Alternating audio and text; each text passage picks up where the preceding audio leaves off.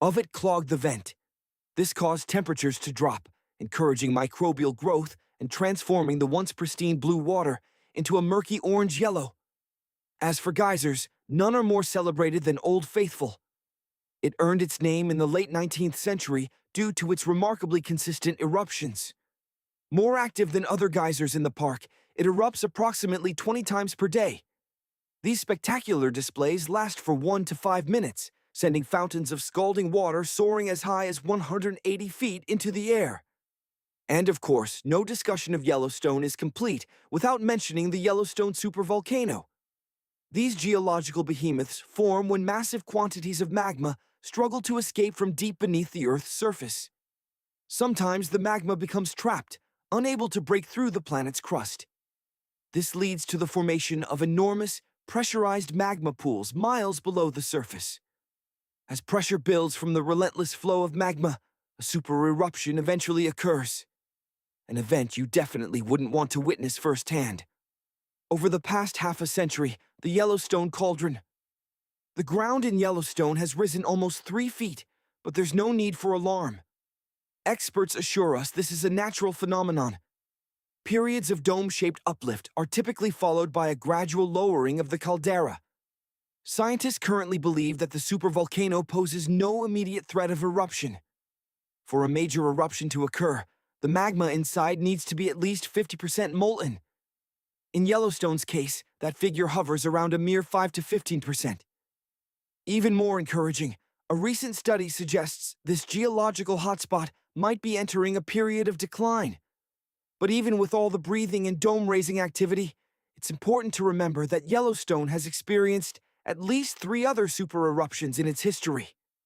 These cataclysmic events occurred approximately 2.1 million, 1.3 million, and 640,000 years ago, long before the advent of video recording. The most recent of these, known as the Lava Creek eruption, sculpted the Yellowstone caldera after ejecting a staggering 240 cubic miles of rock, dust, and volcanic ash. Now, imagine yourself on the surface of the moon. The reduced gravity is immediately apparent. You feel lighter, and walking becomes an almost effortless glide. Driven by an irresistible impulse, you decide to test the lunar gravity with a jump. Even encumbered by a bulky spacesuit, you find yourself soaring through the air with unexpected ease. But as you continue your stroll across the desolate lunar landscape, a strange sensation creeps in. The ground beneath your feet begins to tremble. Is it possible? An earthquake on the moon?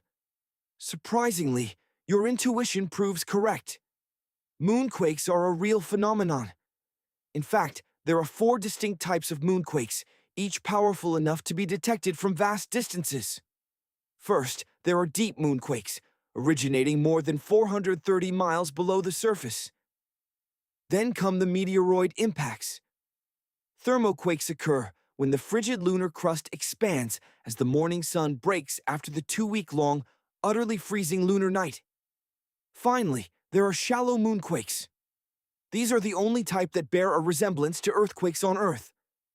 Shallow moonquakes originate a mere 12 to 19 miles beneath the surface, and they are the most potent and potentially dangerous.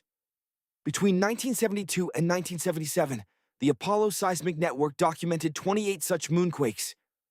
Some of these registered magnitudes exceeding 5 on the Richter scale. On Earth, an earthquake of that magnitude would be strong enough to crack plaster and shift heavy furniture. Furthermore, shallow moonquakes are remarkably long-lasting.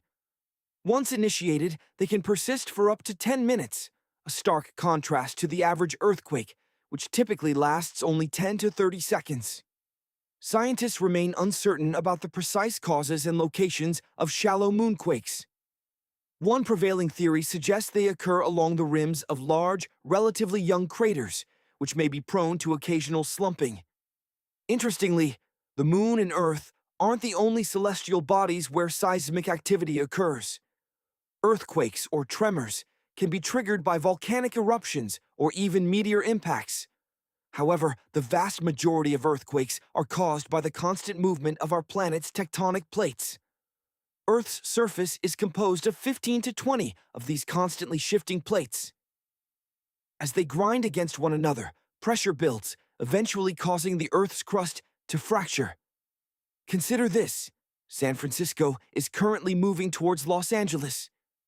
The speed of this movement is approximately 2 inches per year, roughly the same rate at which your fingernails grow. This is due to the ongoing slippage along the San Andreas Fault, a continental fault stretching 750 miles through California. So, in a few million years, Los Angeles and San Francisco will be neighbors. Lakes, ponds, and canals will become slight. Imagine the ground beneath your feet suddenly trembling, the air growing heavy with an unfamiliar scent. Even before the earth cracks open, subtle signs emerge, a premonition of the seismic upheaval to come. This is because, as tectonic plates grind and shift deep below, gases are released, heralding the impending quake. Many creatures, far more attuned to the Earth's rhythms than we are, sense these subtle shifts. Their behavior changes dramatically. Consider the startling case documented by scientists in Italy in 2009. Toads vanished completely from their habitats before a major earthquake struck. Then, as mysteriously as they disappeared, they returned once the disaster had passed. Even after the main tremors subside, echoes of the quake can linger. Picture a swimming pool, its surface still roiling with waves long after the ground has stilled. This phenomenon, known as a seiche, is a testament to the earthquake's power. The water can continue its sloshing dance for hours. An earthquake in Mexico on February 27, 2010, caused the pool at the University of Arizona, over 1,100 miles away, to lose water from the aftershock. That Mexican earthquake, a monstrous 8.8 on the Richter scale originating in Chile, unleashed forces that physically reshaped the planet. The Earth's crust in the region tore so violently that the city of Concepcion shifted a staggering 10 feet westward. But earthquakes don't just move cities. They can even alter the very mountains themselves. In 2015, a magnitude 7.5 earthquake caused several Himalayan peaks, including the mighty Everest, to shrink in size. Across cultures and millennia, humanity has sought to explain these terrifying displays of Earth's power.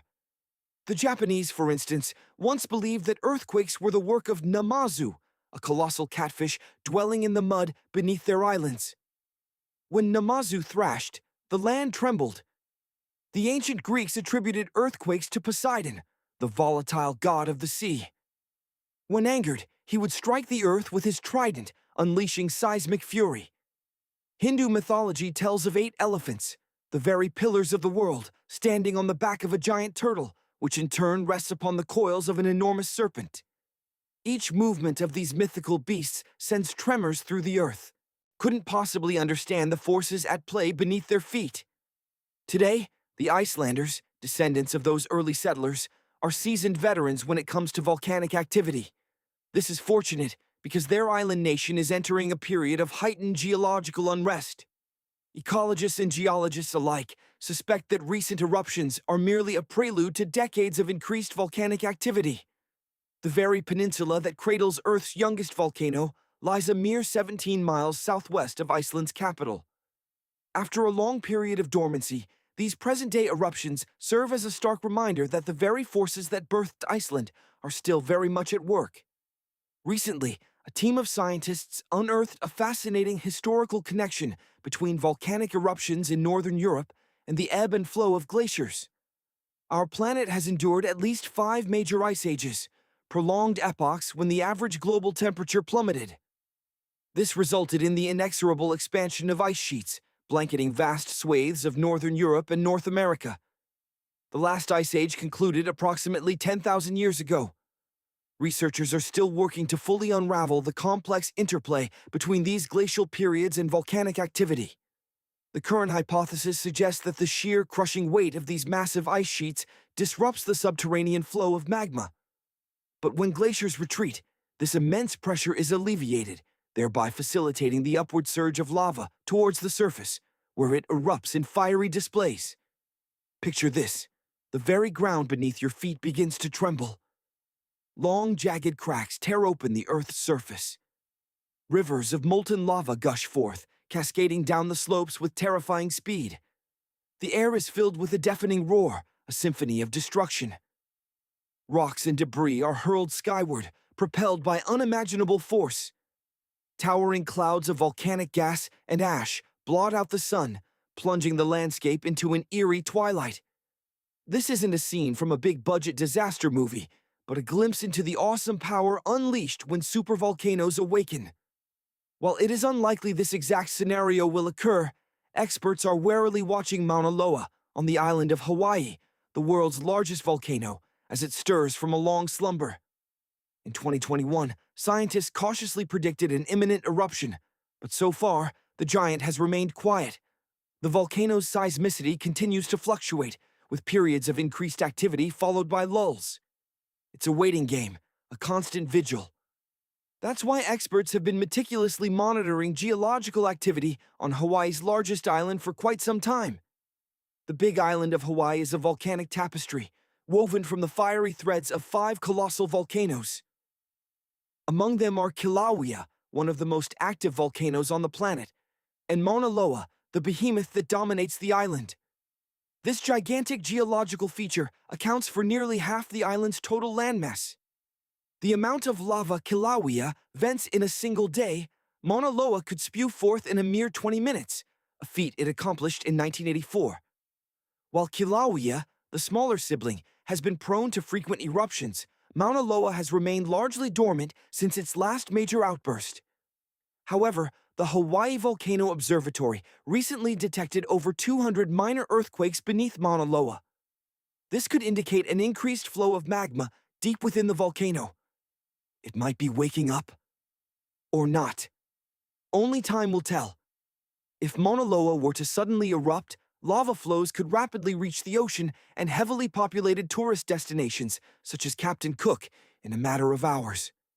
In 1984, during the volcano's last eruption, lava flows advanced as far as the outskirts of Hilo, on the other side of the island, where a campus of the University of Hawaii is located.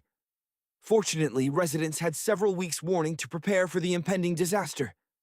These days, locals maintain readily accessible go bags stocked with essential items, including important documents and emergency funds. Such precautions can prove invaluable in the event of a sudden evacuation. Although most Mauna Loa eruptions have historically been confined to the summit area, some have sent lava flows cascading all the way down to the ocean. The sheer power of the next eruption remains an unknown, a geological question mark. Now, what is the highest mountain on Earth? Mount Everest, you say? Well, that depends on how you measure it. Let's journey to the Hawaiian Islands, where geological forces of unimaginable power are at play. Rising from the ocean floor, Mauna Loa isn't just tall, it's a titan. Towering thousands of feet higher than the iconic Himalayan peaks, this volcano is so massive that it causes the very Pacific plate it rests upon to buckle under its immense weight. When this colossal volcano awakens, the sheer volume of lava unleashed will pose a significant threat to life.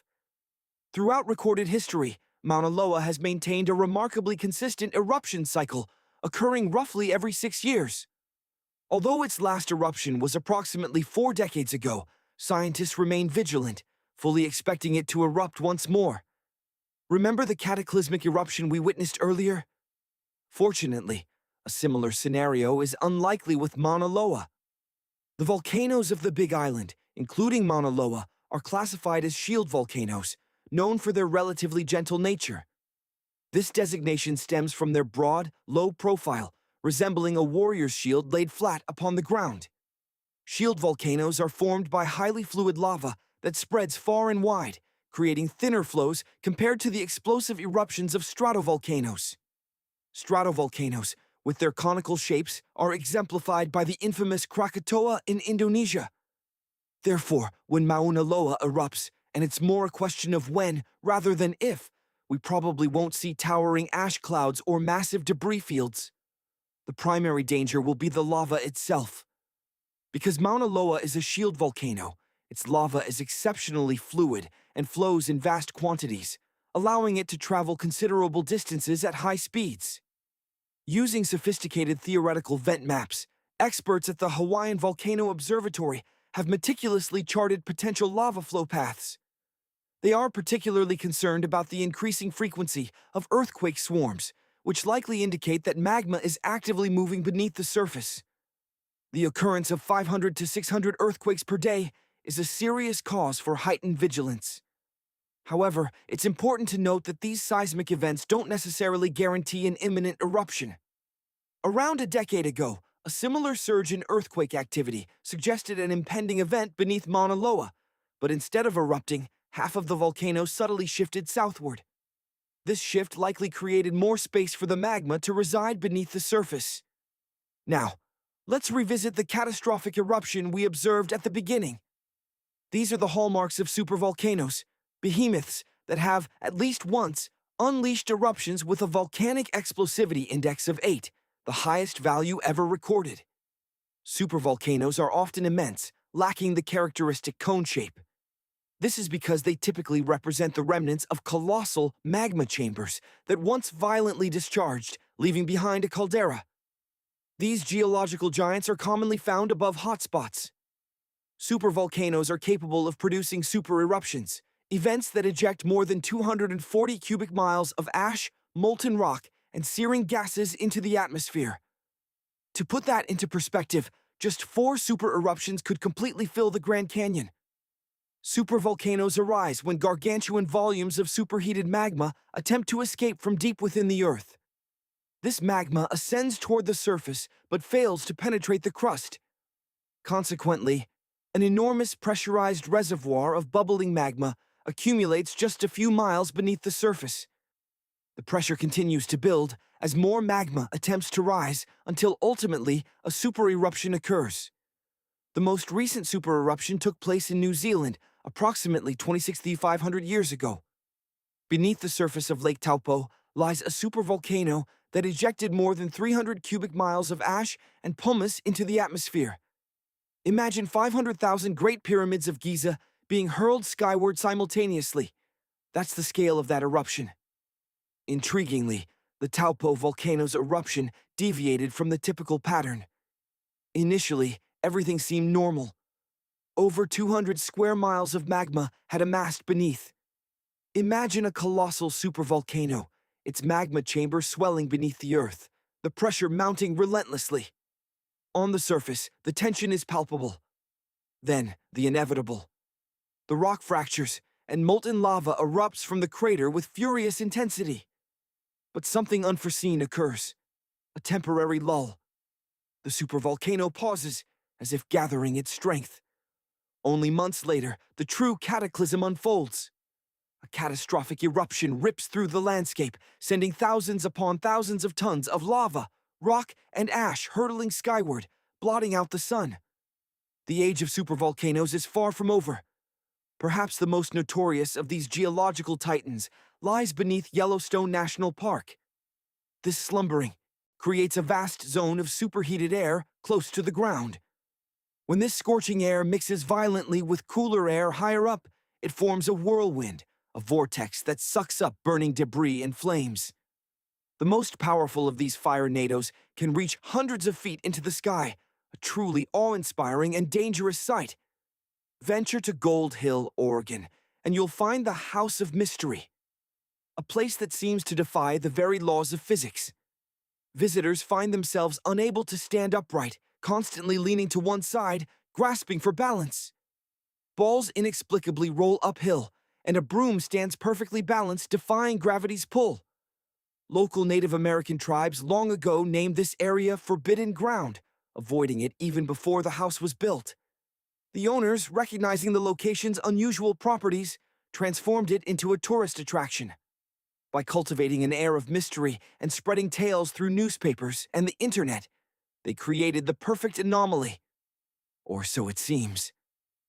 In reality, it's a carefully constructed optical illusion, a human-made curiosity designed to trick your eyes and senses. Now, let's journey to the tropical landscapes of the Philippines, Indonesia, and Papua New Guinea. Here, you might encounter some of the most vibrant and cheerful trees on Earth. The rainbow eucalyptus, Eucalyptus deglupta. The bark of this tree appears as if it's been painted with a riot of colors. Orange, green, red, purple, yellow, brown, and blue. Some specimens are so brightly colored that they seem almost artificial. The rainbow eucalyptus regularly sheds strips of its bark, revealing a bright green layer underneath. Over time, this green layer gradually changes color, and because the shedding occurs at different times and in different locations on the trunk, the tree develops its characteristic multicolored appearance, a truly stunning spectacle. Yemen is not only home to the dragon blood tree, but also to some of the oldest skyscrapers in the world. The ancient city of Shibam, with its towering mud brick buildings rising from the desert floor, is often called the Manhattan of the desert. In ancient times, it served as a vital caravan stop, a testament to human ingenuity and adaptation. Interestingly, vegetation can provide an early warning sign of volcanic activity. Unlike earthquakes, which strike with little to no warning, volcanoes sometimes offer subtle clues before an eruption. Plants growing near volcanoes often appear healthier when volcanic activity increases, thriving on the elevated levels of carbon dioxide released by the volcano. However, as volcanic activity peaks, these same plants may turn brown, likely due to the effects of harmful gases and intense heat. Scientists use satellites to monitor these changes, analyzing data collected from 1984 to 2022. Future changes can be tracked through ongoing satellite imagery. While direct measurement can be difficult, especially in remote, lush areas like the slopes of Taal volcano in the Philippines or Mount Etna in Italy, these subtle changes in vegetation could provide years of advance warning of impending eruptions. This innovative approach could help save communities by improving safety measures, minimizing property damage, and refining evacuation plans. Volcanoes and plant life are often intertwined in ways that defy simple explanation. Imagine, for instance, the cataclysmic volcanic eruptions on Krakatoa, Indonesia. These events had an unforeseen and beneficial impact on the saguaro cacti of the Arizona Sonora Desert, thousands of miles away. When the infamous Krakatoa volcano violently erupted in the 19th century, the shock waves reverberated across the globe. These seismic events, surprisingly, played a role in nurturing a generation of saguaros. These iconic cacti, which can reach heights of up to 40 feet in adulthood, begin their existence as fragile seedlings, struggling to gain a foothold in the unforgiving desert environment. But thanks to the cooler, wetter conditions triggered by volcanic eruptions like Krakatoa, these young saguaros experienced periods of extraordinary growth. The cooler summers and milder winters that followed such eruptions created the ideal conditions for these cacti to thrive. Normally, extreme heat and cold would claim many of them. Yet volcanoes do more than simply influence plant life. They are also, in a sense, the Earth's jewelry makers.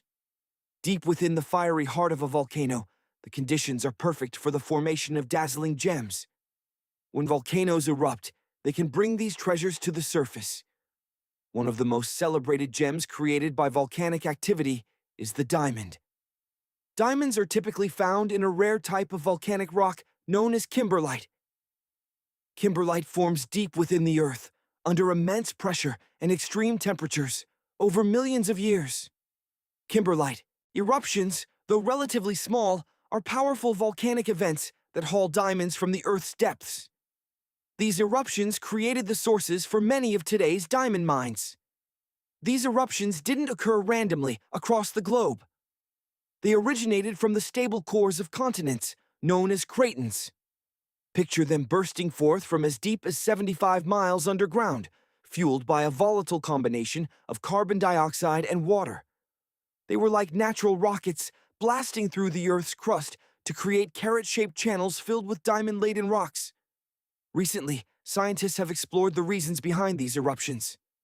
They suggest that the breakup of ancient supercontinents, such as Pangaea, disrupted the flow of the mantle beneath, triggering these spectacular kimberlite eruptions. When a volcano containing kimberlite erupts, it propels these precious stones toward the surface, where we eventually discover them. Other gems can be found within solidified lava flows. Consider peridot, a vibrant green stone that forms in the molten rock of the upper mantle. Volcanic activity carries it to the surface. And then there's obsidian, a shiny glass-like rock that forms when lava cools with extreme rapidity. There are even incredible rocks that can hold water within them, even amidst the molten lava. The deeper we delve into volcanoes, the rarer the gems we find. If we venture into the thick layer known as the mantle, we might discover olivine. Olivine, Emirizariefia, 2SiO4, is a resilient, attractive green mineral that constitutes approximately half of this layer. It thrives in high temperatures and readily forms in lava, eventually crystallizing into the igneous rocks we find scattered across the Earth's surface, all thanks to volcanic eruptions. As olivine cools, it begins to crystallize. Sometimes these crystals are minuscule, but on other occasions, they grow large enough to be polished into exquisite gemstones, used both in jewelry and in industrial processes such as metal casting. But as we journey deeper, about 250 miles down, olivine undergoes a fascinating transformation. Here, we encounter a layer known as the transition zone. Within the transition zone, the pressure intensifies and the heat surges. In this environment, olivine morphs into exotic materials such as wadsleyite and ringwoodite. These minerals exhibit a beautiful blue-green hue and a glossy sheen. While they are too rare and small to be used in jewelry, they possess a unique ability to hold water within their structures, not as droplets, but as hydrogen and oxygen ions bound within their crystal lattices. These seemingly insignificant components, accounting for a mere 3% of the overall volume, would soon reveal a secret. The transition zone, once thought of as simply a high-pressure environment where minerals transformed, is in reality a colossal subterranean reservoir of water. Imagine that, a giant sponge hidden deep beneath our feet. This was a truly groundbreaking discovery, a revelation that sent ripples through the scientific community. This isn't an ocean in the traditional sense, but rather suggests that staggering quantities of water are locked away within the Earth's mantle. And to understand more, we can look to volcanoes. These fiery mountains can provide invaluable insights into the potential for life, not just here on Earth, but perhaps on other planets as well. Consider the Poás volcano in Costa Rica, a place of incredible beauty and incredible danger. Nestled within its fiery heart lies Laguna Caliente, a hydrothermal crater lake representing one of the most hostile environments imaginable. Boiling temperatures, a cocktail of toxic minerals, and water so acidic it could dissolve metal. Yet, even here, life finds a way. A handful of incredibly resilient microorganisms manage to thrive in these extreme conditions. Their remarkable survival has captured the attention of scientists, potentially holding clues to the possibility of life on Mars. Scientists are intensely studying these extremophils, as they are called. It turns out they've developed a stunning array of genetic adaptations to survive their incredibly harsh surroundings. They possess genes that enable them to process everything from sulfur and iron to carbon and even bioplastic granules.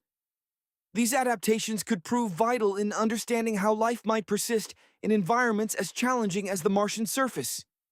Currently, NASA's Perseverance rover imagine, over 2 centuries ago, the eastern United States was struck by the most powerful earthquake ever recorded east of the Mississippi. But what if the Earth is still shaking from that very same event? According to some scientists, most earthquakes are fleeting moments, lasting mere seconds or perhaps a few minutes. The current record holder for the longest earthquake is a silent tremor in Sumatra, a slow slip event that persisted for an astounding 32 years. This incredibly slow quake eventually triggered a massive earthquake and a devastating tsunami. Now, if the whispers are true, if the new Madrid earthquake of 1811 is still sending tremors through the Earth, then we might have a new contender for the top spot on that somber list. The saga began in December of 1811, with a cataclysmic quake ripping through a sparsely populated region of northeast Arkansas. The Earth convulsed with such force that the tremors were felt nearly 1,000 miles away, even reaching the White House. Tower bells in Boston, even further distant, clanged in response. The very course of the mighty Mississippi River was altered, forced to flow backward for a short time, as new waterfalls cascaded over newly formed ground. The town of New Madrid, Missouri, vanished entirely during this disaster, but the Earth wouldn't find peace. Not yet.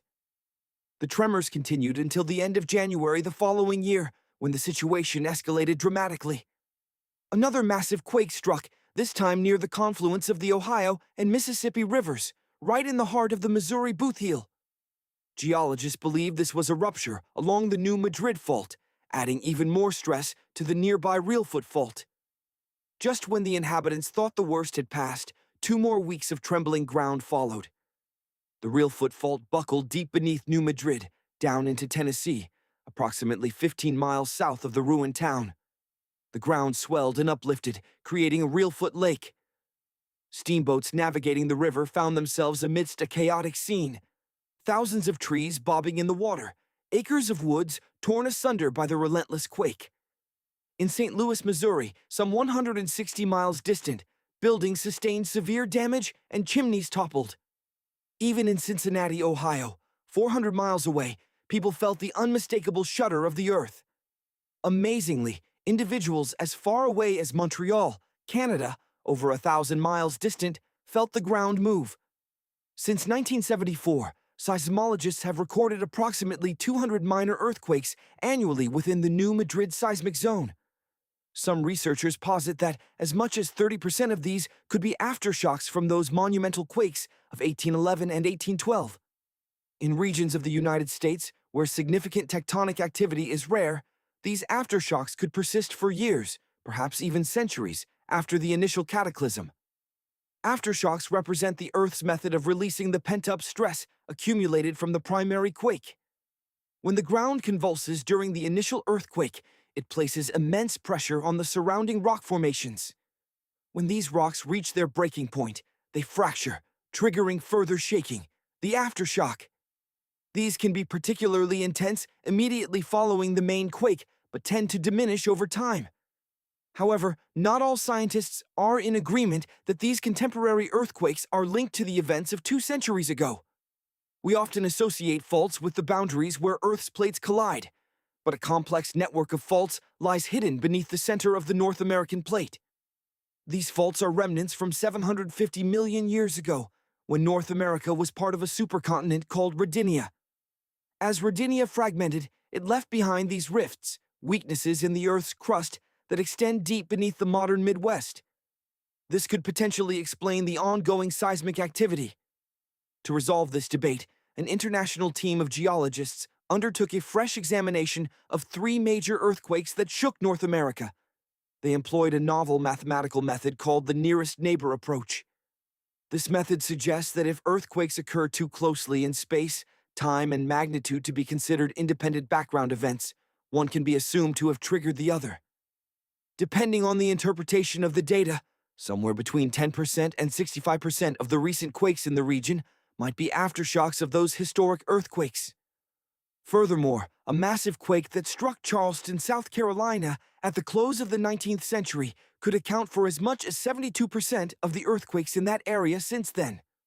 But the conditions vary from place to place, so the scientific debate continues. In 1774, British explorer James Cook observed a distant glow. It was. Imagine a world where the very ground beneath your feet is alive, where fire and ash dance in a symphony of geological power. Let's journey to the island of Vanuatu, where Mount Yasur stands, a fiery sentinel that has been unleashing its fury upon the world, spewing forth lava and ash for what seems like an eternity. It's quite plausible this volcanic terror has been erupting for far longer than we can comprehend. Since October 2016, Mount Yasur has been at an elevated alert level, a clear indication that the Earth here is restless and volatile. To ensure the safety of the local population, a 2,000-foot radius around the crater has been demarcated as a no-go zone. We see frequent low to moderate outbursts, eruptions of ash, gas, and steam. But there are also more violent episodes, where the volcano hurls debris far beyond its crater. Satellite imagery reveals hotspots and plumes of sulfur dioxide, a testament to the immense forces churning deep within Yasur. It's a reminder that this volcano is far from dormant. Now, let's cross the globe to Stromboli, a volcanic island near Sicily. This natural wonder boasts the Guinness World Record for the longest continuous eruption, a staggering 2,400 years of fiery spectacle. Ancient mariners, awestruck by its perpetual glow, christened it the Lighthouse of the Mediterranean. Most of the time, Stromboli simply spits and spatters, but occasionally it unleashes lava flows or impressive fountains of fire. Sometimes one can even witness steam-driven explosions, testament to the raw power contained within the Earth. But the Earth has seen far grander displays of volcanic might. Picture this. Over 200 million years ago, our planet underwent a dramatic transformation, thanks to not one, not two, but four colossal volcanic eruptions. This cataclysmic event unfolded in what is known as Rangelia, a vast island arc that once stretched across present-day British Columbia and Alaska. Interestingly, this period of intense volcanism may have played a pivotal role in the evolution of dinosaurs. Some theorize that it facilitated their rise from small cat-sized creatures into the gigantic behemoths we remember from Jurassic Park. The eruptions triggered a 2-million-year-long rainy season, creating a hot and humid environment that the dinosaurs thrived in. Researchers delved deep into the sediment layers beneath an ancient lake in China, unearthing secrets of this ancient era. They discovered traces of volcanic ash and mercury, unmistakable fingerprints of those epic eruptions. Carbon signatures revealed massive spikes in carbon dioxide levels, turning the atmosphere into a hothouse and unleashing torrential rain. These events happened in 4 distinct pulses, each triggered by those monstrous volcanic blasts. Our journey now takes us to a national park not far from Sydney, Australia. Here, a fire has been raging deep beneath the surface for at least 6,000 years. Known as Burning Mountain, it's a coal seam fire relentlessly consuming a layer of coal buried beneath the earth. Once ignited, these subterranean fires are virtually impossible to extinguish. Imagine a ball of fire up to 30 feet wide, burning with intense heat, yet without a visible flame. It smolders, creeping along at a rate of approximately 3 feet per year. A local farmer stumbled upon it in the 19th century, initially mistaking it for a volcano. The indigenous people who have lived here for countless generations regard this place as sacred. They have used its heat for cooking and crafting tools, with legends attributing its origin to a widow's tear or a hero's torch.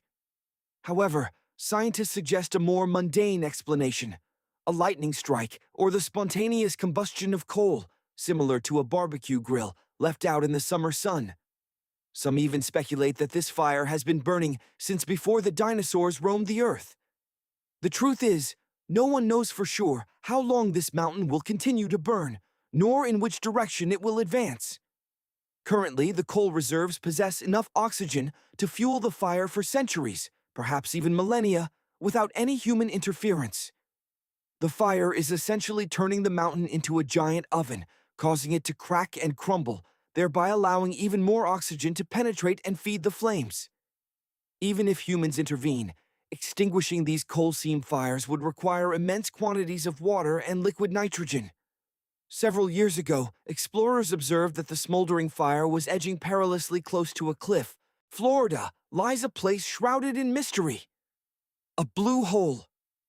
Without hesitation, you book the next flight to Florida and arrange a meeting with the lead scientist studying this underwater enigma. Blue holes, you learn, are essentially underwater sinkholes, openings that plunge deep below the seabed, mirroring the sinkholes found on land. The one you're here to investigate is called the Green Banana. It lies 150 feet below the surface and plummets to an astonishing depth of 435 feet.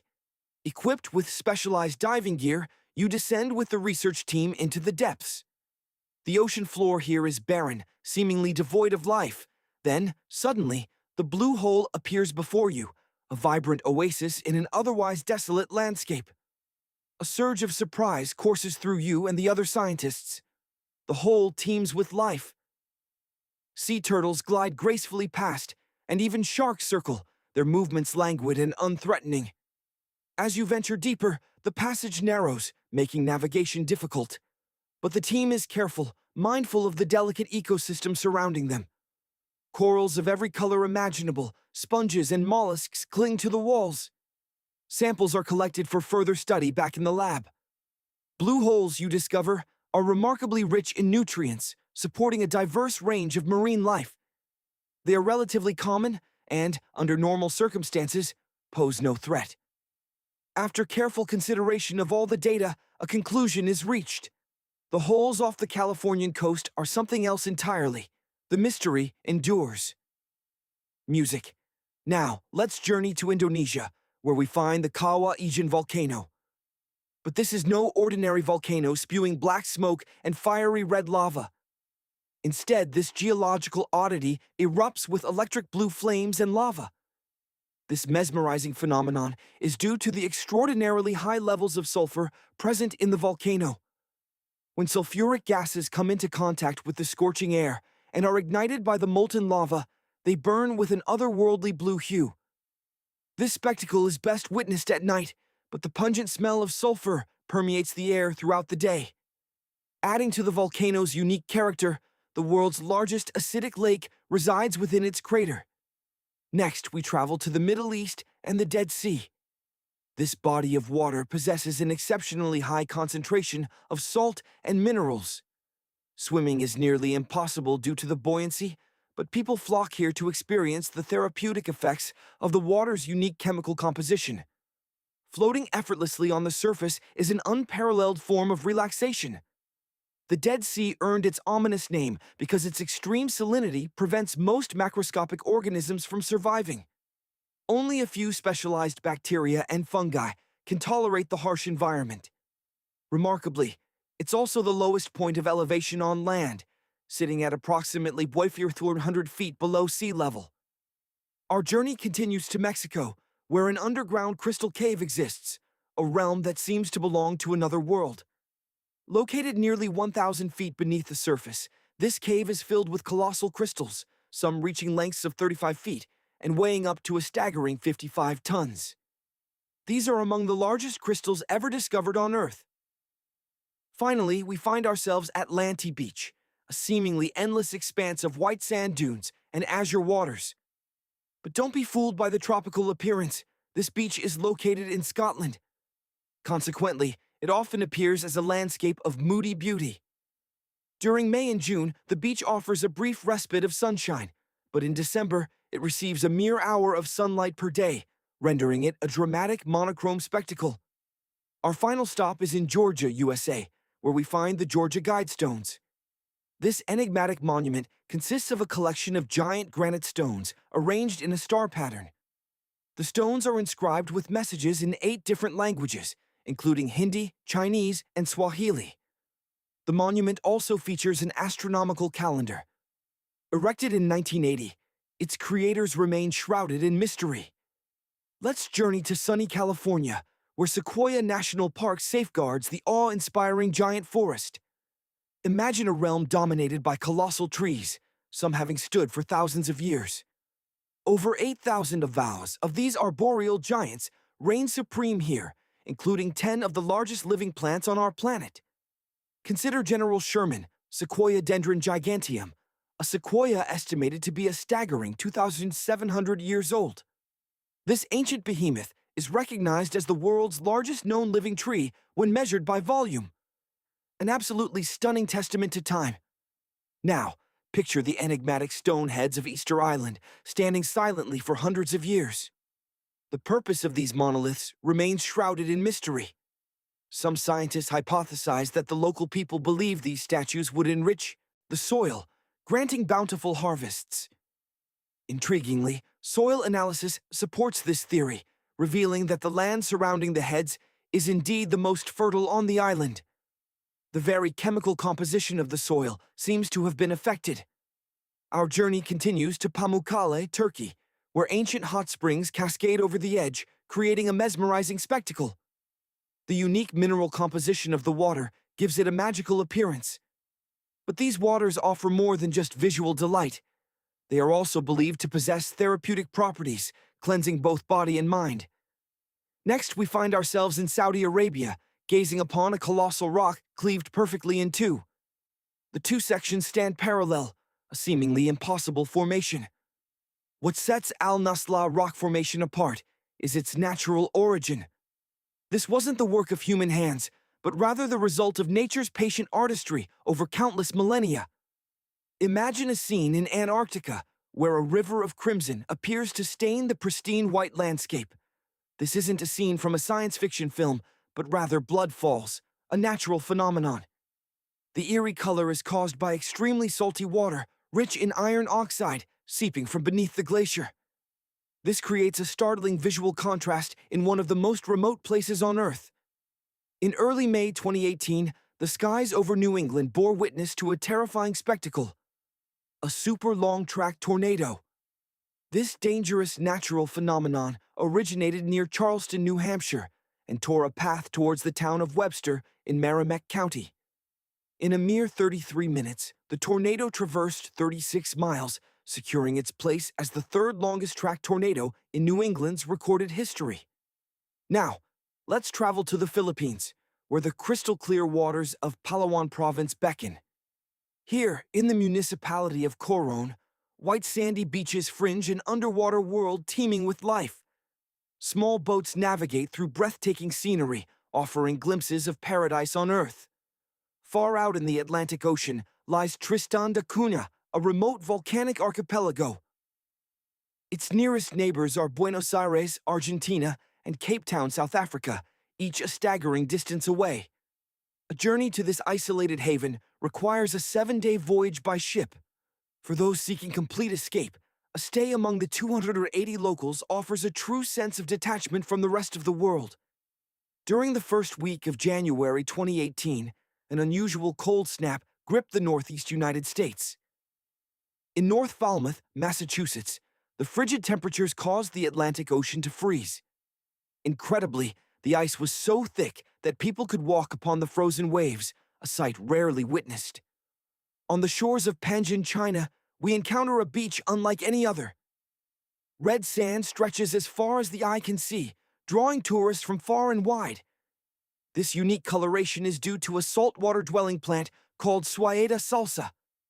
The entire beach is carpeted in red, with only the surface of the sea remaining visible. Finally, we arrive in Argentina, where the stone of Tandil, Piedra Movediza de Tandil, once defied gravity. This massive 300-ton boulder stood precariously on the edge of a cliff, rocking gently in the wind. Locals even tested its balance by placing glass bottles beneath its edge, which would shatter with each movement.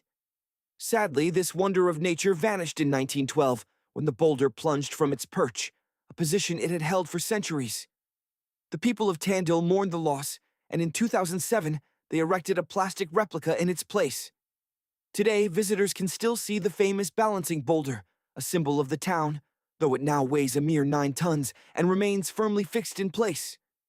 Imagine a remote, alien-like island rising from the Indian Ocean, just off the coast of Yemen. Here, nature has crafted a spectacle unlike any other. Socotra, home to one of the world's most extraordinary trees. This is the dragon blood tree, or Dracaena cinnabari, a species found nowhere else on Earth.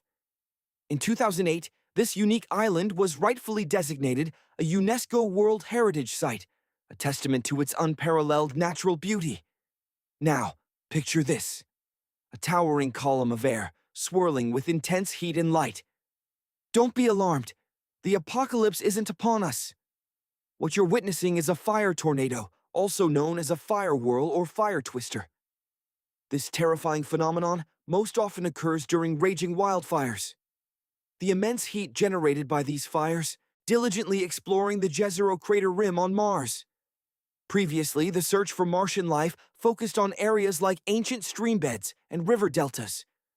However, the discovery of Laguna Caliente suggests a new strategy. Perhaps we should be searching for life within the remnants of ancient Martian hot springs. These locations might have once possessed the crucial combination of heat, water, and energy sources considered essential for the emergence of life. Volcanoes can assist planets in many ways, but they also have the potential to obliterate life. Scientists now believe that volcanic activity played a significant role in at least 3 of Earth's 5 major extinction events. Take, for instance, the extinction of the dinosaurs. While the Chicxulub meteorite impact is often cited as the primary cause, there's a growing body of evidence suggesting that volcanoes may have been complicit. The consequences of massive volcanic eruptions are truly horrifying. Consider Mount Tambora, located on the Indonesian island of Sumbawa. In 1815, it unleashed the most powerful eruption ever recorded in human history. This cataclysmic event ejected an estimated 8 to 11 cubic miles of material into the atmosphere. The eruption was so deafening that its sound was heard as far away as Sumatra, over 1,600 miles distant. Before its devastating eruption, Tambora had remained dormant for centuries. During this period, its magma chamber gradually cooled and crystallized, leading to an immense buildup of pressure. This pressure was eventually released in a series of terrifying events that began on April 5, 1815. The climax occurred on April 10th, when massive plumes of ash and pumice were violently ejected into the atmosphere. The aftermath of the eruption was utterly dire. Tsunamis ravaged the surrounding areas, and it's estimated that approximately 4,600 people perished immediately from the eruption itself. Ashfall contaminated air and water supplies throughout the region. The year 1816 became known as the year without a summer. This was due to the enormous quantity of sulfur dioxide that Tambora injected into the stratosphere. This created a veil of aerosols that reflected sunlight, causing a significant drop in global temperatures. A similar scenario may have unfolded on our planet 66 million years ago, during the extinction of the dinosaurs. The sky is thought to have turned black for months, plunging the world into darkness. And if you've ever visited Yellowstone National Park, you've likely been captivated by its geysers, those incredible natural fountains that spew superheated water and steam high into the air. But what truly captivates is what lies hidden beneath the surface. We're talking about the intricate subterranean plumbing system that empowers those spectacular eruptions. And on this front, there's promising news. Recently, a team of researchers achieved a breakthrough, successfully mapping Yellowstone National Park's hydrothermal network with the aid of a colossal airborne magnet.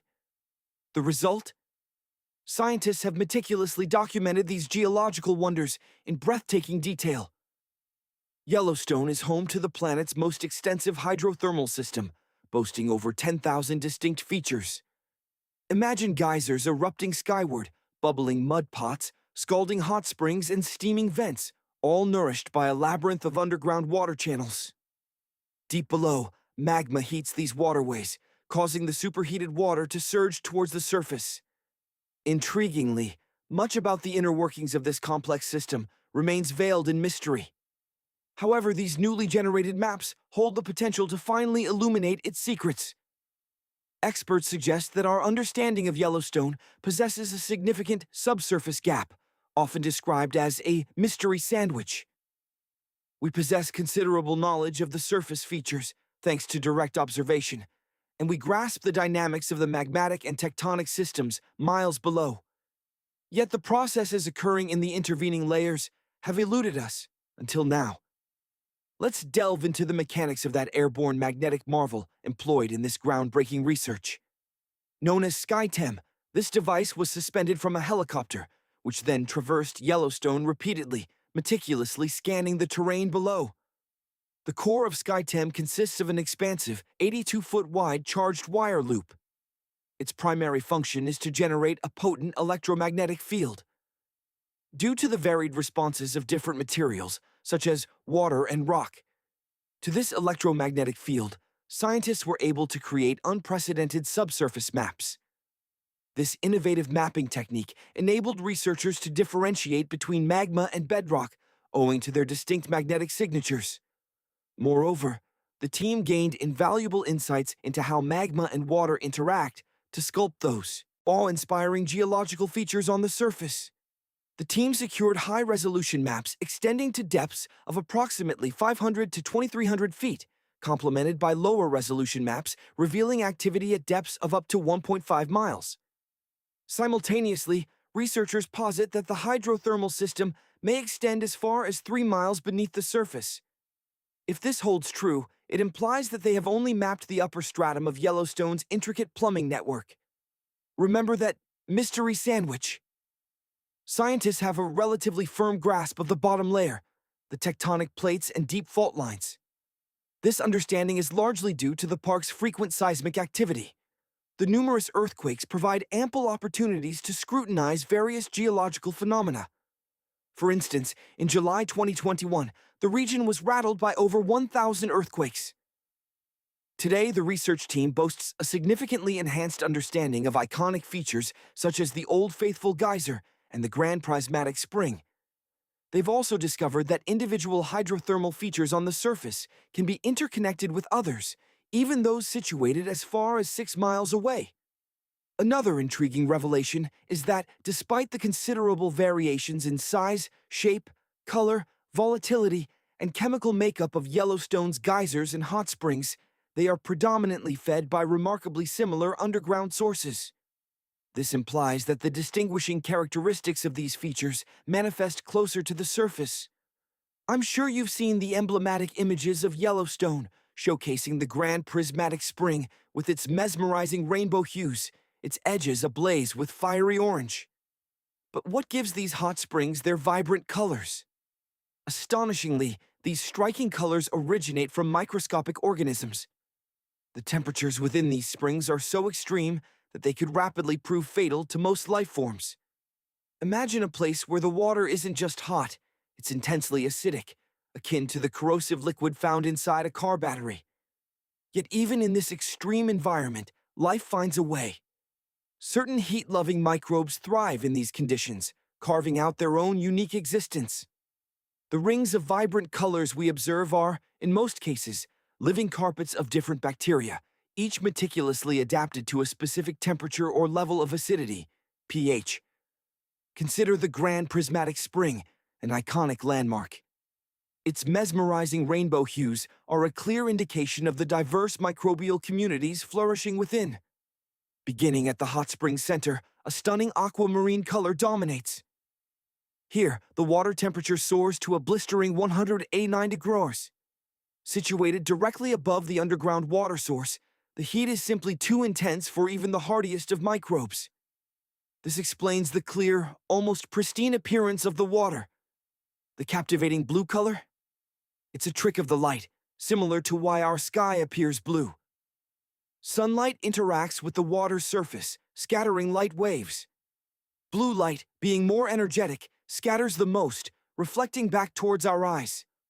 Moving outward, the next ring shimmers with a yellow hue, the result of specific cyanobacteria. In this zone, temperatures hover around 165 degrees. If conditions were slightly different, these bacteria would exhibit a blue-green tint due to the presence of chlorophyll, a green pigment vital for photosynthesis. However, the intense sunlight forces these bacteria to produce another type of pigment, carotenoids. These act as a natural sunscreen, shielding the bacteria from harmful radiation. This orange pigment effectively masks the green chlorophyll, giving the bacteria a yellowish appearance. Finally, towards the edges of the spring, a radiant orange band emerges. Here, the temperature is a more moderate 149 degrees. A variety of bacteria can be found in this zone, all producing substances that contribute to the vibrant orange color. At the very edges of the spring, the temperature cools to around 134 degrees, allowing an even greater variety of microbes to flourish. The combined effect of these organisms creates the reddish-brown hue seen at the spring's outer limits. However, not all changes in color are natural. Scientists suspect that human activity has influenced the hydrothermal features of Yellowstone. Take the Morning Glory Pool, for example. In the past, its temperatures were significantly higher, resulting in a deep blue color. But as trash accumulated in the pool, some ash. This was volcanic fallout from a cataclysmic event. As the particles ascended into the stratosphere, a chilling transformation swept across the globe. Temperatures plummeted, a direct consequence of the eruption's sulfurous belch. Sulfur, a potent sunblocker, choked the atmosphere, casting a perpetual twilight. The world was robbed of its summer for years on end.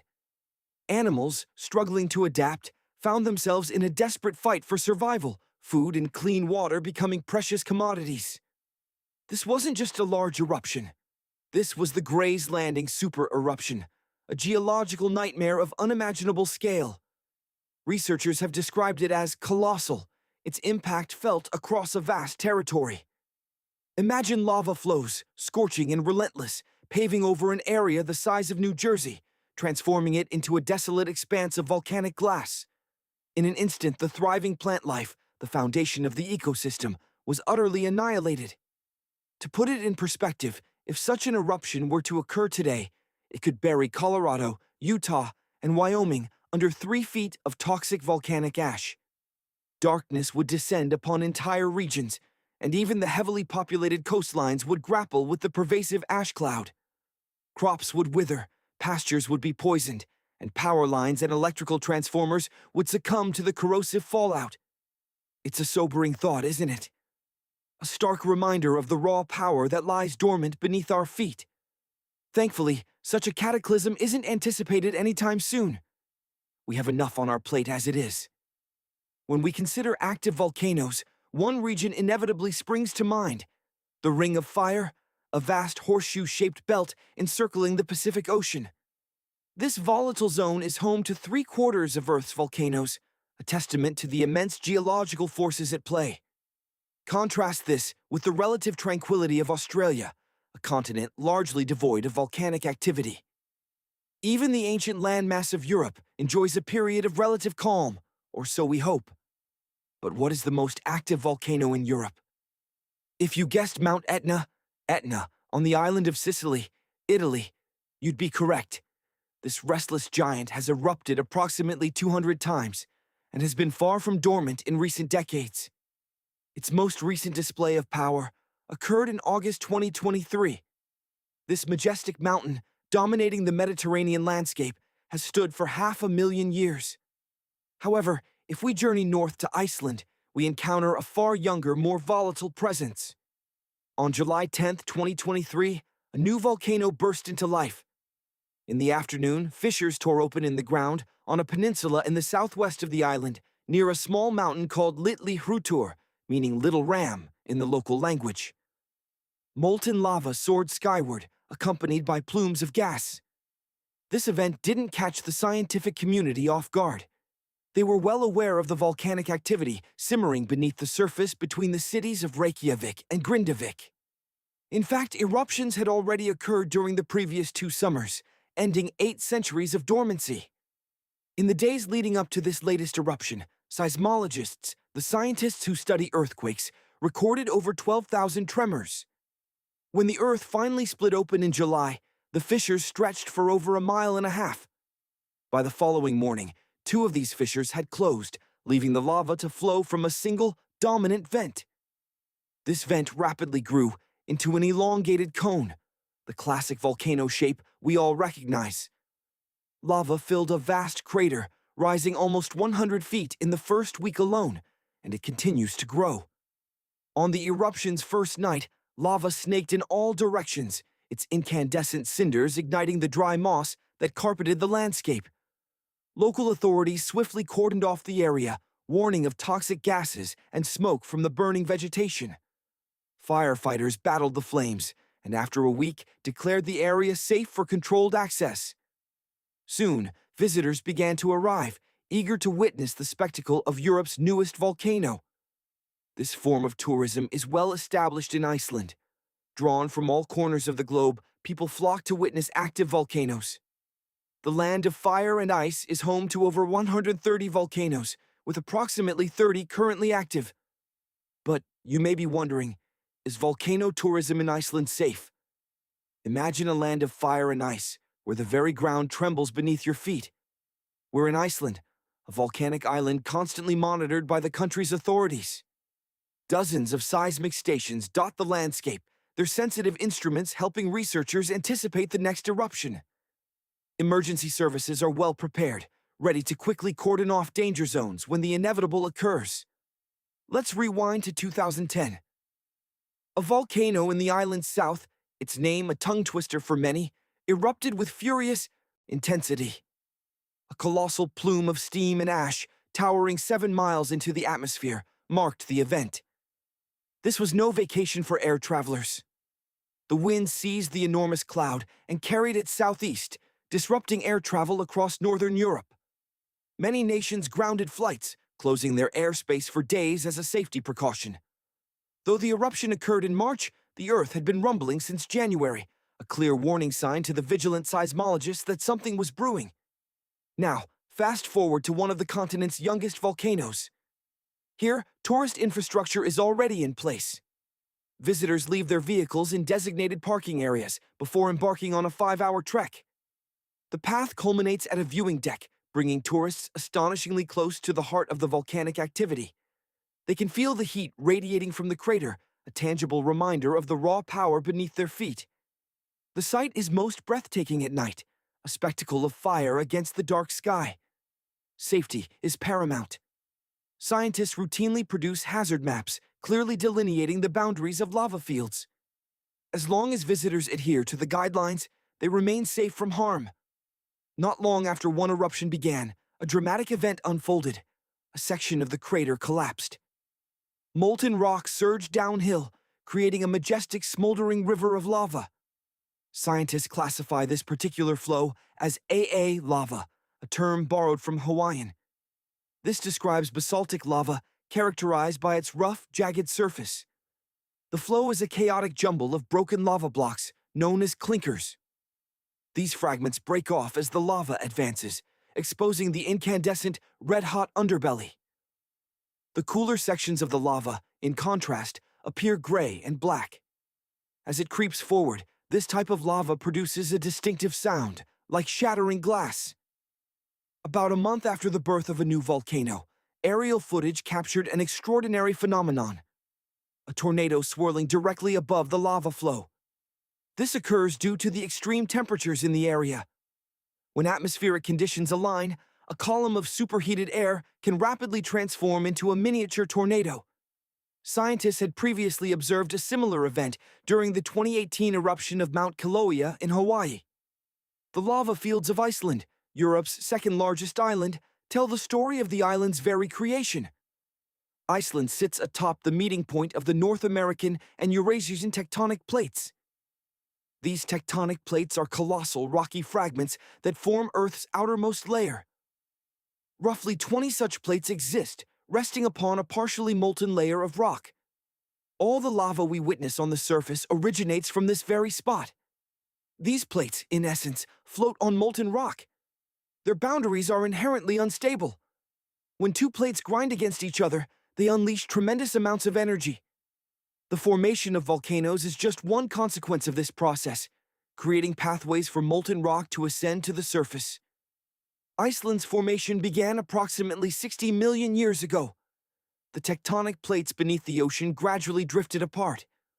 Over eons, lava accumulated on the seafloor, eventually rising above the waves to create solid ground. This ancient rock now lies submerged, but as new lava emerges and cools, it pushes the older rock away from the island's center. Consequently, the oldest parts of Iceland are not 60 million years old, but only 16 million years old. The country's active lava fields are geologically young, some less than 1,000 years old. Scientists consider Iceland a volcanic hotspot, and with good reason. Nearly a third of all basaltic lava that has reached Earth's surface in recorded history originated from Icelandic eruptions. Fissure swarms, such as those preceding the 2023 eruption, cover 30% of this Nordic country. As a result, only a quarter of the island is habitable. Imagine the world 1,000 years ago. Norse Vikings, intrepid seafarers from lands untouched by volcanic fire, ventured into the unknown. They were the first to truly settle Iceland at the dawn of the 10th century. But nature, in its raw and untamed glory, greeted them with a spectacle of unimaginable power. Just a handful of years after their arrival, they bore witness to one of the most colossal volcanic eruptions in recorded history. These Vikings, hailing from regions where the earth remained stoic and still, had no frame of reference for such a cataclysm. They, darkening, the sun obscured by a thick veil of volcanic ash. Furthermore, the emission of ash and gases into the stratosphere could trigger global climatic effects, plunging our planet into a colder epoch for several years. And yes, some research suggests there may be even more liquid molten rock lurking beneath the Yellowstone volcano than previously estimated. But don't panic. This doesn't automatically spell imminent danger. You've likely heard the whispers. Yellowstone National Park sits atop a slumbering giant, a supervolcano of immense power. This is why the area boasts such spectacular geysers and hot springs. But it also means that beneath the surface lies an enormous magma chamber. In 2015, researchers from the University of Utah made a startling discovery. This chamber was far larger than anyone had imagined. They even unearthed an additional reservoir of magma beneath the existing one. The implications are staggering. The more spacious the chambers, the more magma they can contain.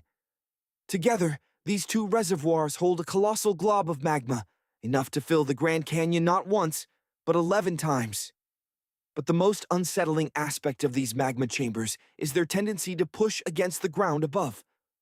As a result, the land in Yellowstone rises by about 1 to 2 inches every year. Yellowstone bears the ominous title of an active volcano. Its volcanic explosivity index, yes, such a scale exists, stands at a chilling 8 out of 8. This number signifies that if this volcano were to erupt, it could trigger an apocalyptic event. To put this into perspective, the eruption of Mount Pinatubo in the Philippines in 1991, considered the most powerful in living memory, registered a mere 6 on the same index. A stark difference indeed.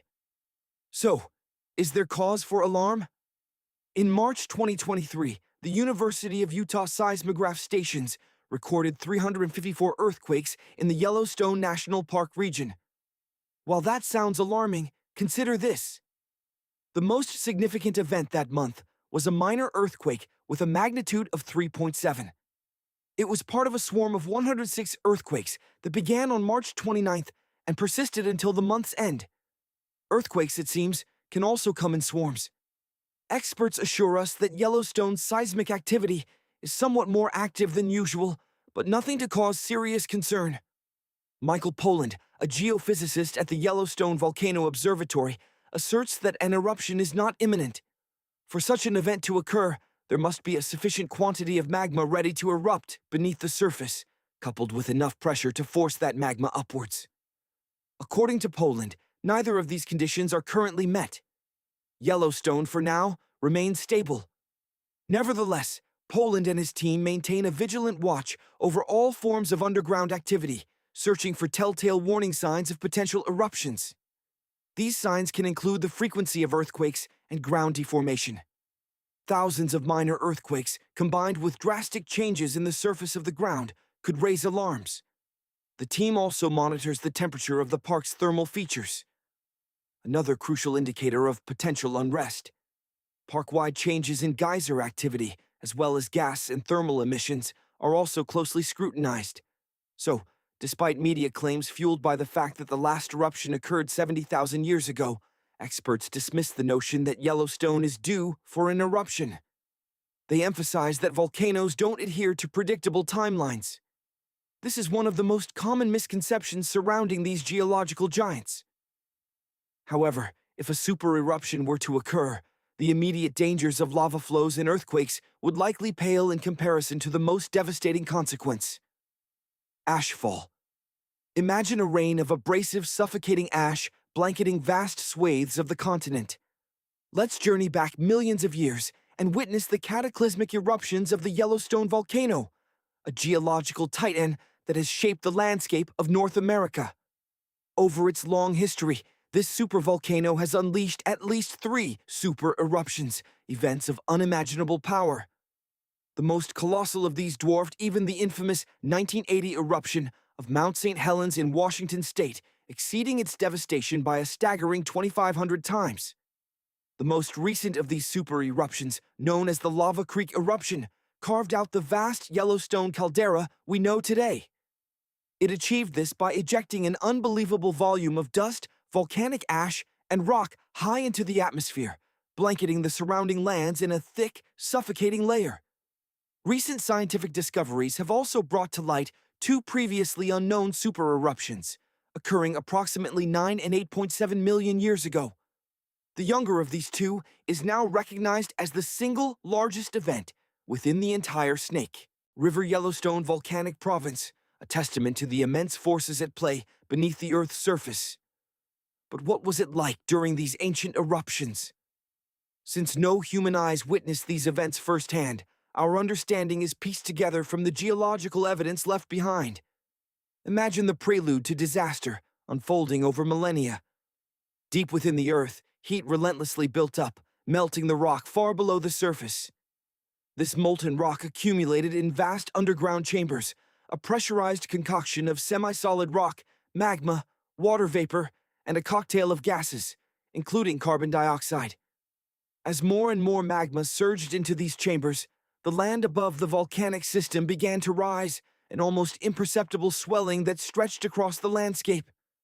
A year before the supereruption, Yellowstone offered a subtle warning, a mere tremor in the grand scheme of things. But in those times, there were no instruments to detect these ominous signs. The alarming processes primarily unfolded beneath the Earth's surface. Decompression, for instance, triggered the release of gas bubbles from the magma.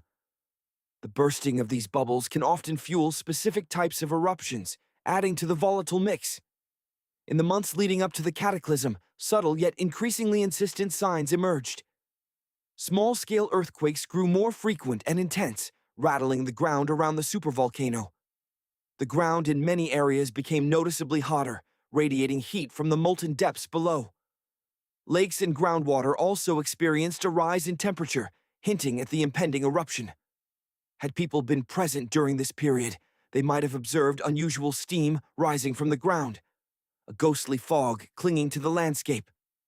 In the final moments before the eruption, the relentless pressure from below forced the ground above the magma chamber to bulge upward, creating a dome-shaped uplift that distorted the surrounding terrain.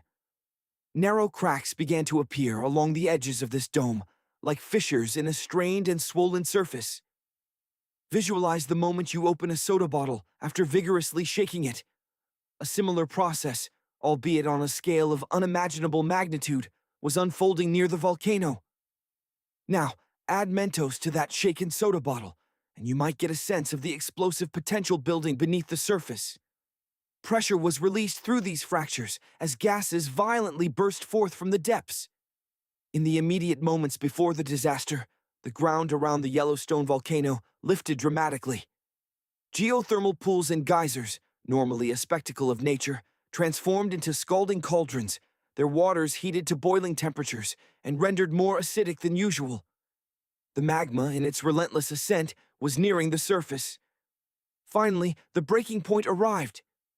The rock roof above the magma chamber could no longer contain the immense pressure. The eruption commenced, not with a single cataclysmic explosion, but with a series of smaller tremors that shook the ground in the days leading up to the main event.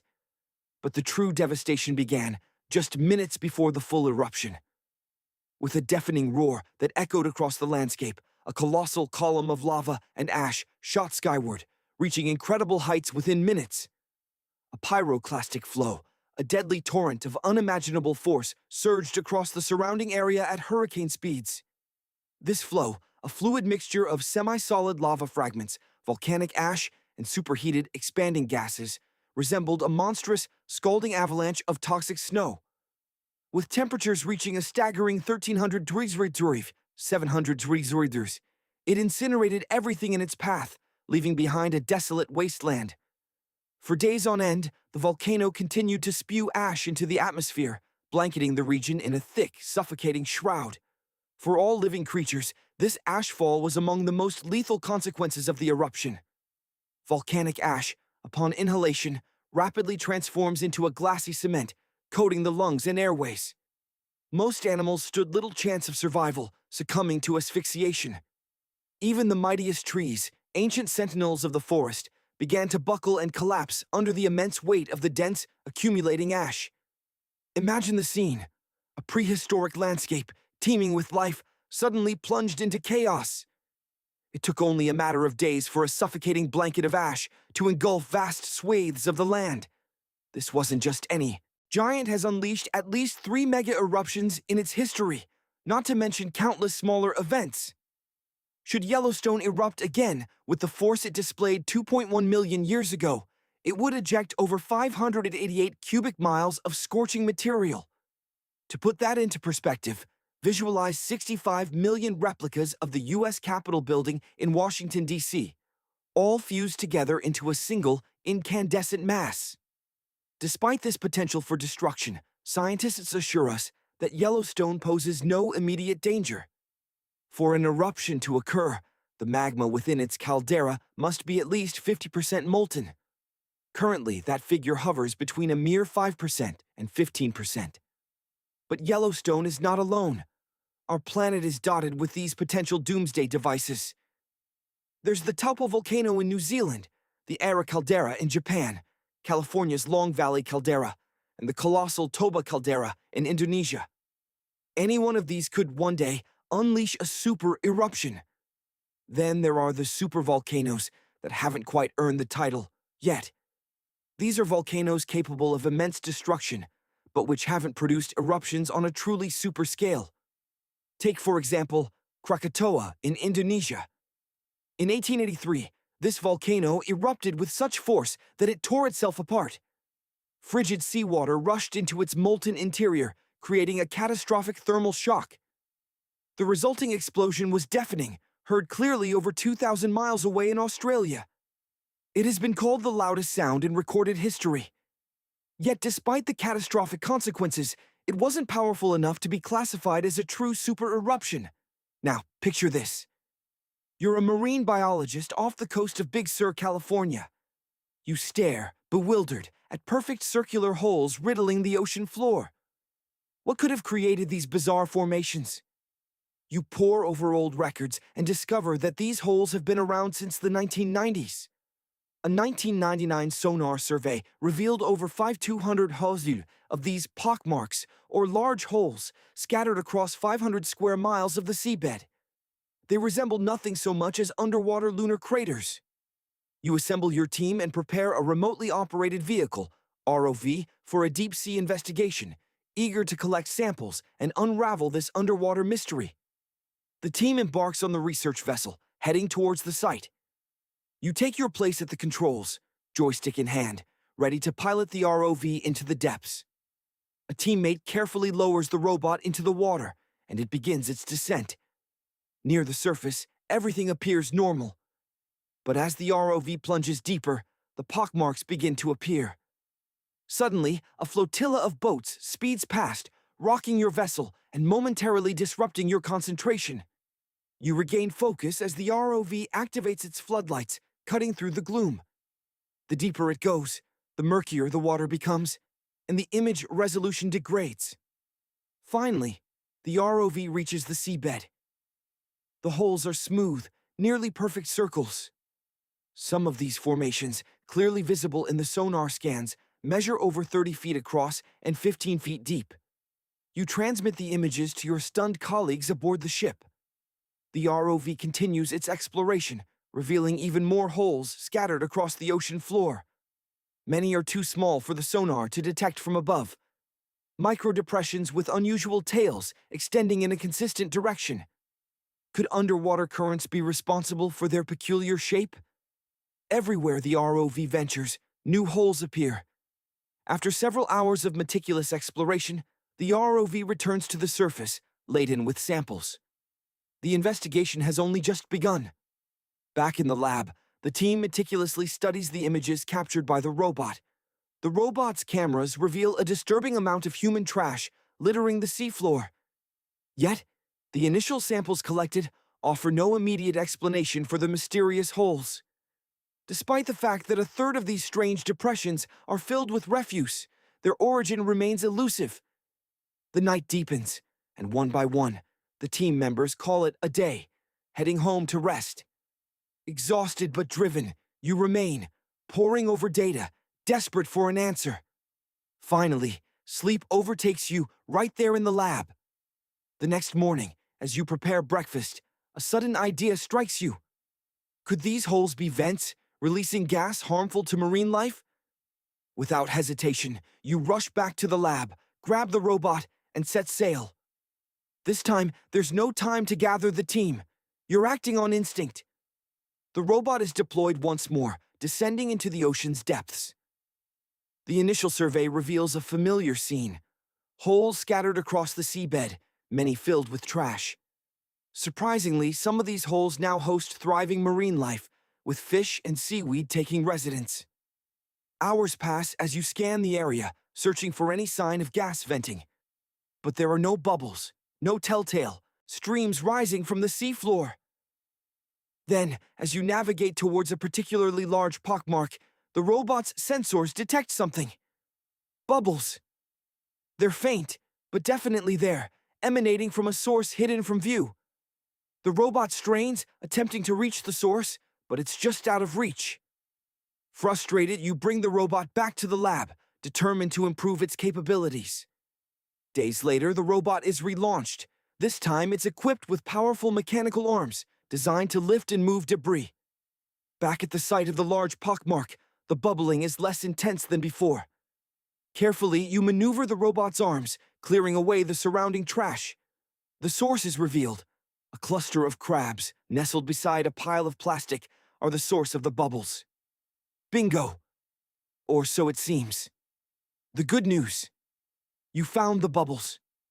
The bad news: you're still no closer to understanding the origin of the microdepressions and pockmarks. As you prepare the robot for its return to the surface, disaster strikes. An octopus, drawn by the robot's lights, suddenly envelops it in its tentacles. The suction cups latch on with incredible force, pulling the robot downwards. A desperate struggle ensues, pushing the robot to maximum power, but the octopus holds firm. It's a tug-of-war between technology and nature, with the octopus dragging the robot towards a mountain of trash, perhaps mistaking it for a meal. In a last-ditch effort, you use the robot's arms to maneuver free, finally breaking the octopus's grip and sending the robot speeding back to the surface. Back in the lab, the mystery deepens. The robot has collected more samples, but microscopic analysis yields no new clues. Frustrated, you decide to try carbon dating, hoping to determine the age of the holes. The results are staggering. The holes are approximately 400,000 years old. This predates any significant human presence, ruling out human trash as the primary cause. Driven by this revelation, you dedicate countless sleepless nights to the puzzle. Finally, you gather your team and hold a press conference, revealing the shocking discovery. You express your concern, emphasizing that this phenomenon could be a serious issue, but admit that you still lack a definitive explanation. Drawing on the collective knowledge of the team, a new picture begins to emerge. The large pockmarks appear to be ancient, inactive for over 50,000 years. The newer holes, the ones filled with trash, are likely a more recent phenomenon. It seems marine life has adapted to the pollution, using plastics and discarded fishing gear to create homes. This explains why approximately 4,500 foragers of the holes are newer and contain trash. But the fundamental question remains: what created the holes in the first place? You're back to square one. The only way forward is to clear the trash from the underwater environment and study the seabed directly. The story makes headlines, capturing the attention of a local cleanup crew. A collaborative effort is organized, and a fleet of boats converges on the site, ready to haul away the accumulated trash. You deploy the robot once more, this time to document the cleanup operation and collect further data. The cleanup begins, nets descending to collect the debris that has settled on the ocean floor for so long. Now, with our remotely operated vehicle back under control, we can resume the crucial task at hand. The ROV diligently works, vacuuming up the accumulated debris from the ocean floor. We watch on the monitor as the robotic arms move with precision. But this cleanup operation isn't without its challenges. As the suction hoses do their work, many of the ocean's inhabitants are stirred from their homes. Marine life, startled by the sudden intrusion, dart frantically, trying to escape the area. Divers and crew are under strict orders to ensure no harm comes to these creatures during the cleanup.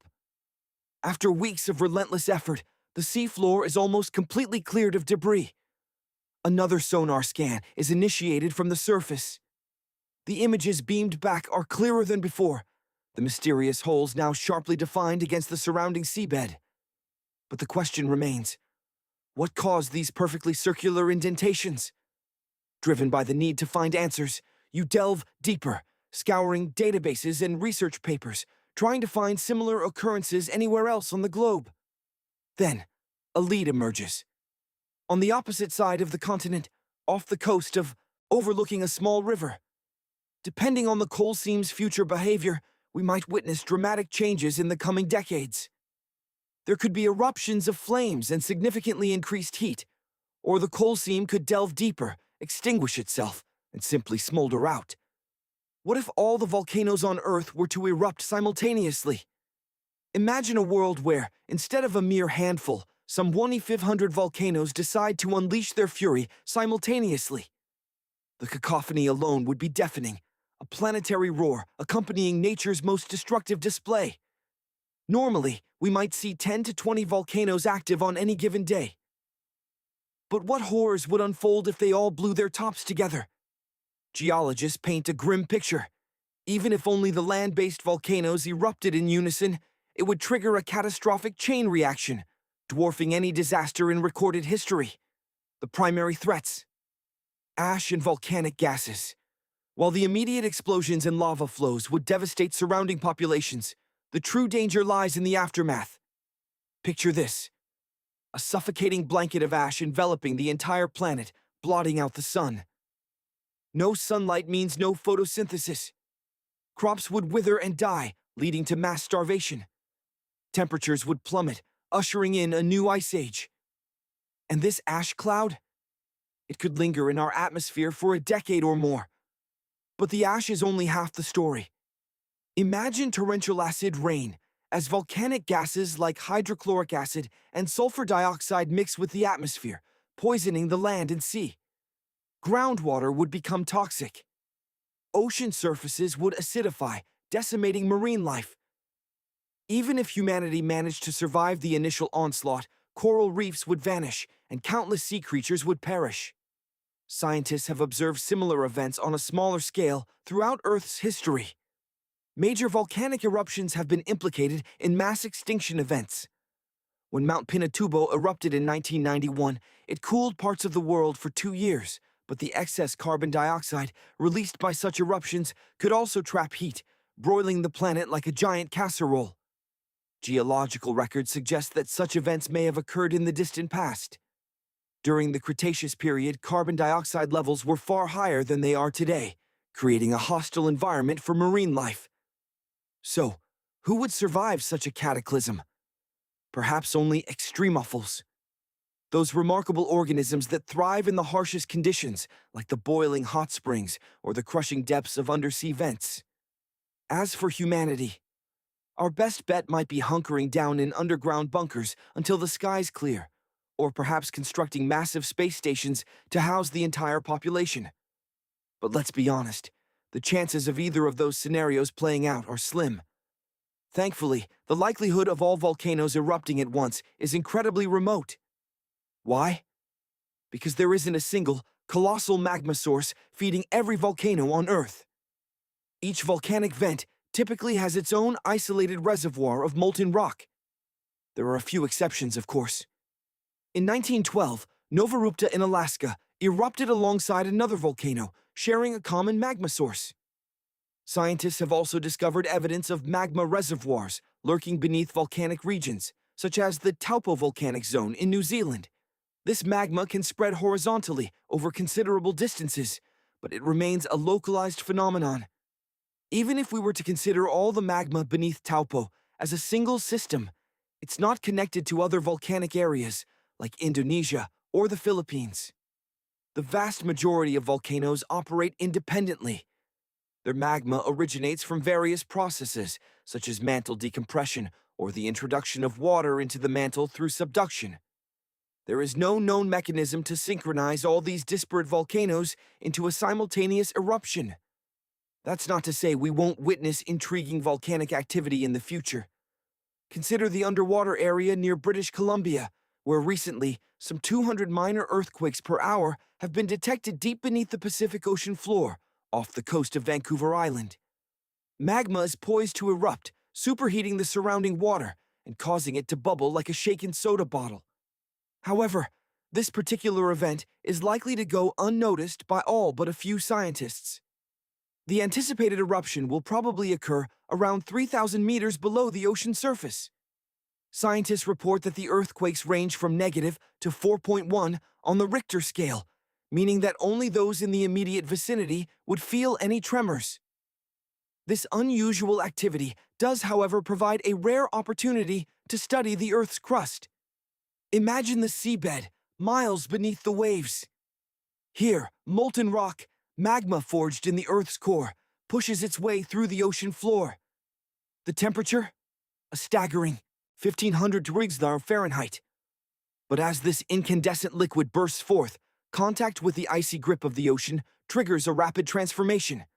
The molten rock, once fluid and flowing, solidifies in an instant, turning to black, glassy stone upon the seabed. This dramatic event becomes a laboratory for marine biologists. They watch, observe, and record how marine life responds to such profound, sudden changes in their environment. Now let's journey to another extreme. Antarctica. We often picture it as a desolate, frozen wasteland, but beneath its icy facade lies a secret, a vast volcanic field. Researchers have identified over 130 volcanoes slumbering beneath the West Antarctic ice sheet. This makes it the largest volcanic region on our planet. Astonishingly, around 90 of these fiery giants were only discovered in 2017. The crucial question: could any of these Antarctic volcanoes awaken and erupt? The answer, like the landscape itself, is complex. While geologically young, determining their current activity is a puzzle. Only 2 volcanoes in Antarctica are confirmed to be active: Deception Island and Mount Erebus. Mount Erebus, a sentinel of the continent, stands tall as its highest peak. This giant has been in a state of near-constant eruption since at least 1972. It vents gases and steam, and occasionally hurls rocks skyward in what are known as strombolian eruptions.